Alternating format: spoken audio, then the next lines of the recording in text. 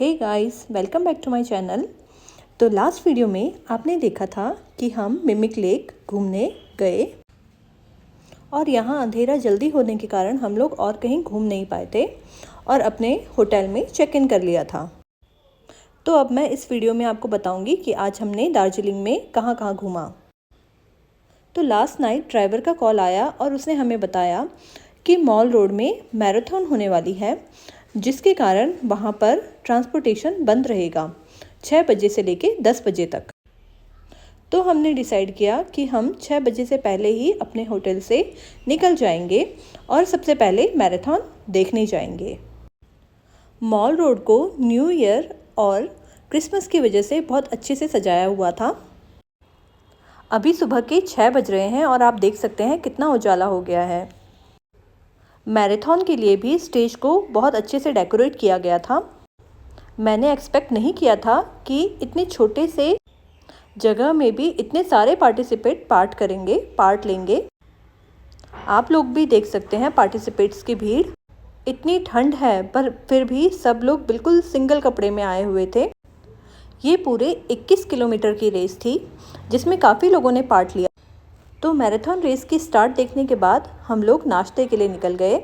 नाश्ते में हमने खाया छोले और भटूरे और साथ में ली गर्मा गर्म चाय।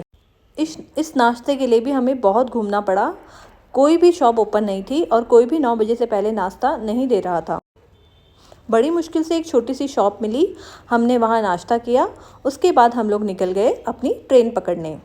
यहाँ दार्जिलिंग में टॉय ट्रेन चलती है जो कि हमें पूरा दार्जिलिंग घुमाती है। बट सच बताऊं, इस ट्रेन में बैठना वर्थ इट नहीं है। इससे अच्छा आप सेम टॉय ट्रेन जो कि दार्जिलिंग से सिलीगुड़ी के लिए चलती है, वो टॉय ट्रेन में आप बैठ सकते हैं, जो कि जंगल के बीचों बीच से जाती है और बहुत ही सुंदर नज़ारे दिखाते हुए ले जाती है।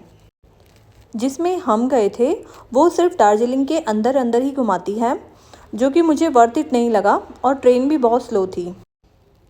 तो हमारी टॉय ट्रेन स्टार्ट होने वाली थी 9:25 को। हम लोग 9:25 से पहले ही स्टेशन पहुंच गए थे और अपनी ट्रेन का वेट करने लगे। इस टाइम तक मुझे ऐसा लग रहा था कि ये ट्रेन जंगल के बीचों बीच से जाएगी और हमें बहुत नेचर की बहुत सुंदरता दिखाते हुए ले जाएगी। मैं बहुत ही ज़्यादा एक्साइटेड थी इस ट्रेन में बैठने के लिए। यहाँ पर टॉय ट्रेन भी 2 टाइप की होती हैं। एक तो कोयले से चलती है और दूसरी डीजल से चलती है। जो कोयले से चलती है उसके फेयर चार्जेस थोड़ा ज़्यादा हैं एज़ कम्पेयर टू डीजल वाली ट्रेन। हमें लगा चार्जेस ज़्यादा हैं तो फ़न भी ज़्यादा होगा, इसीलिए हमने डिसाइड किया कि हम कोल वाली ट्रेन में बैठेंगे। तो इंजन हमारे कंपार्टमेंट में फिट हुआ और हमारी ट्रेन का सफ़र शुरू हुआ। सब लोग बाहर से ऐसे वीडियो बना रहे थे, एकदम सेलिब्रिटी वाली फीलिंग आ रही थी। बस जैसे ही ट्रेन स्टार्ट हुई हमें पता चल गया कि ये ट्रेन बहुत ही स्लो है, एकदम धीमे धीमे धीमे चल रही थी। कोल डालने वाले भैया भी कोल डाल डाल के थक गए थे। मैं तो जंगल के इंतज़ार में थी कि अब आएगा जंगल, अब आएगा जंगल। बट ये तो शहर के बीच में से ही चले जा रही थी। फिर थोड़ी देर बाद ट्रेन रुक गई और वहाँ पर पाइप कनेक्ट करके उसमें पानी भरा गया। उसके बाद फिर से ट्रेन ने अपना सफ़र शुरू किया और ट्रेन शहर के नज़ारे दिखाते दिखाते आगे चलने लगी। उसके बाद इस ट्रेन का 15 मिनट का इस गार्डन में हॉल्ट था। इस गार्डन का नाम था बतासिया लूप। ये गार्डन सच में बहुत ही सुंदर था, बहुत ही साफ़ सुथरा और यहाँ के नज़ारे तो इतने सुंदर थे। सच में 15 मिनट कैसे निकले इस गार्डन में पता ही नहीं चला। हमने यहाँ पहुँचकर कुछ फ़ोटोज़ क्लिक करवाई। तब तक ट्रेन का भी हॉर्न बज गया। यहाँ पर छोटे छोटे शॉपिंग स्टॉल्स भी थे जहाँ पर आप शॉपिंग कर सकते हैं। इसके बाद इस ट्रेन का घूम स्टेशन में 20 मिनट का हॉल्ट था और फिर ट्रेन ने हमें वापस दार्जिलिंग स्टेशन छोड़ दिया। टॉय ट्रेन में बैठने के बाद हम लोग निकल पड़े ज़ू के लिए। यहाँ का ज़ू भी काफ़ी बड़ा है। इस ज़ू का मेन अट्रैक्शन है रेड पांडा। मैं आपको भी दिखाऊंगी रेड पांडा। सच में बहुत ही प्यारा था, एकदम सॉफ्ट टॉय जैसा। तो अंदर जाकर सबसे पहले हमने कॉफ़ी पी क्योंकि ठंड बहुत ज़्यादा थी। तो सबसे पहले ज़ू में हमने देखा मरखोर। मरखोर पाकिस्तान का नेशनल एनिमल है। मेल मरखोर के बड़े बड़े सींग और बड़ी सी दाढ़ी होती है, और जो फीमेल मरखोर होती है वो मेल मरखोर की हाफ होती है साइज़ में। इनकी बॉडी लेंथ 132 से 186 सेंटीमीटर होती है।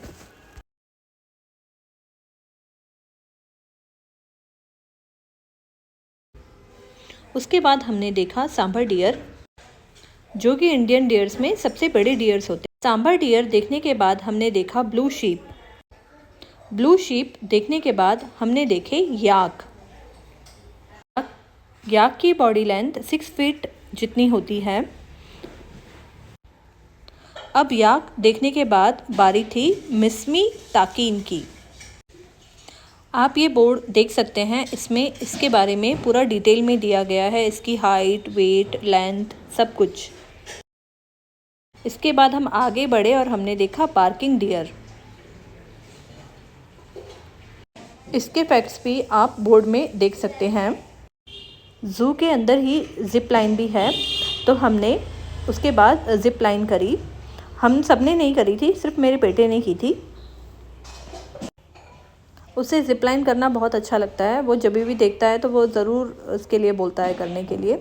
तो इसकी टिकट थी 250 रुपीज़। अगर आप लोग भी दार्जिलिंग आते हैं तो ये ज़ू का विज़िट ज़रूर करिए। यहाँ पे थोड़ा डिफरेंट एनिमल्स देखने को मिलेंगे as compared to other zoo.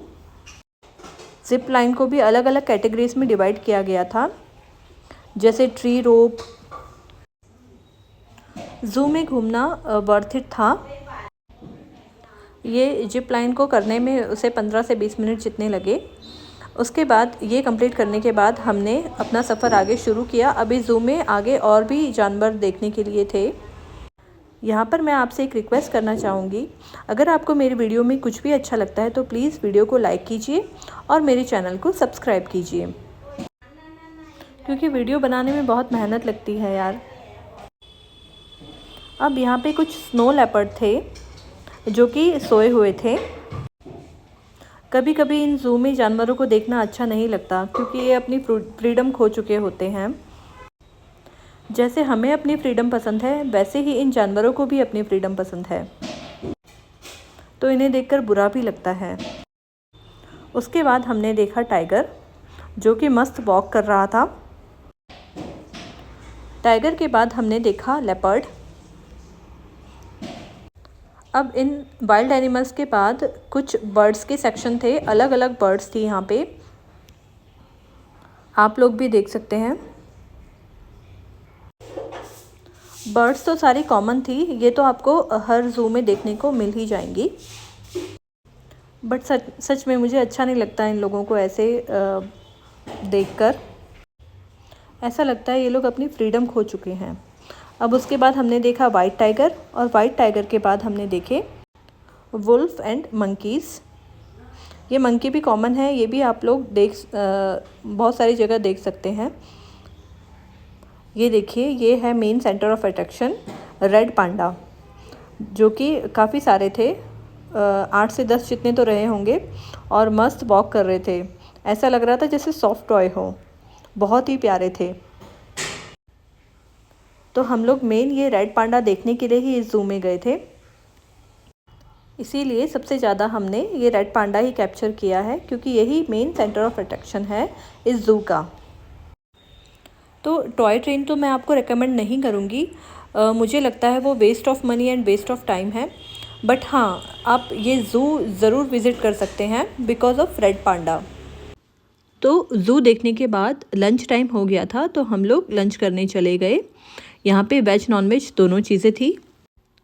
Darjeeling में एक चीज़ बहुत अच्छी है, यहाँ पे ज़्यादातर लेडीज़ ने ही बिज़नेस को टेक ओवर किया हुआ है। लेडीज़ हर काम में आगे हैं। इस फूड कोर्ट में भी सारी चीज़ें खाना बनाने से लेके सर्व करने तक सब लेडीज़ ही कर रही थी। अब लंच करने के बाद हम लोग गए श्राइन में, जो कि एक जापानीज़ टेम्पल था।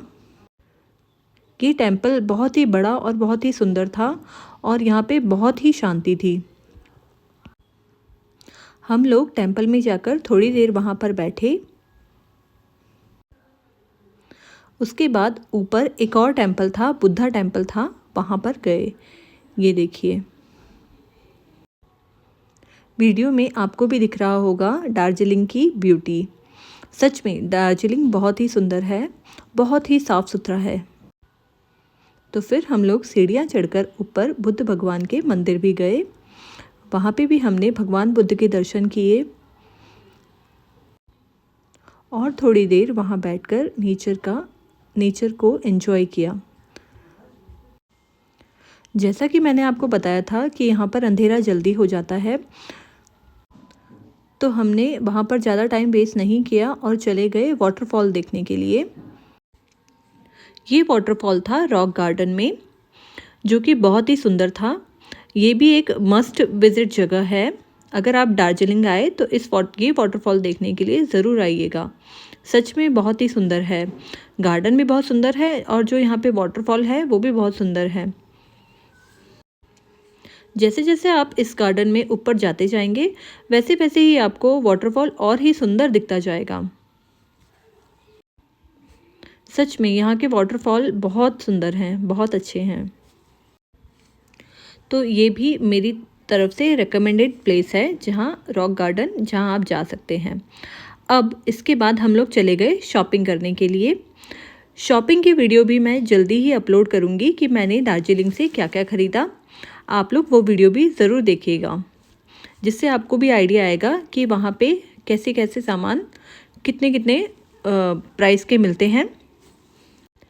यहाँ पे लगभग सभी शॉप्स में बार्गेनिंग नहीं होती है, फिक्स प्राइस है।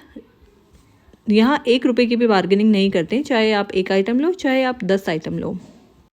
तो हमने यहाँ से काफ़ी आइटम ली, सॉक्स, लॉन्ग कोट, सूट, ऐसे काफ़ी सारी आइटम हमने दार्जिलिंग से ली।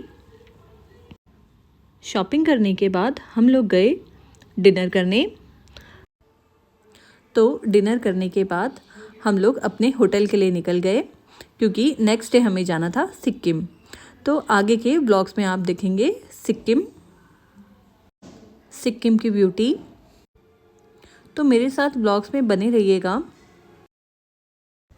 और हाँ, अगर अभी तक आपने मेरा चैनल सब्सक्राइब नहीं किया है तो please do subscribe to my channel. And channel subscribe करने के बाद नोटिफिकेशन बेल भी प्रेस कर देना, ताकि जैसे ही मेरा वीडियो आए तो आपको सबसे पहले नोटिफिकेशन मिले। Take care, bye bye.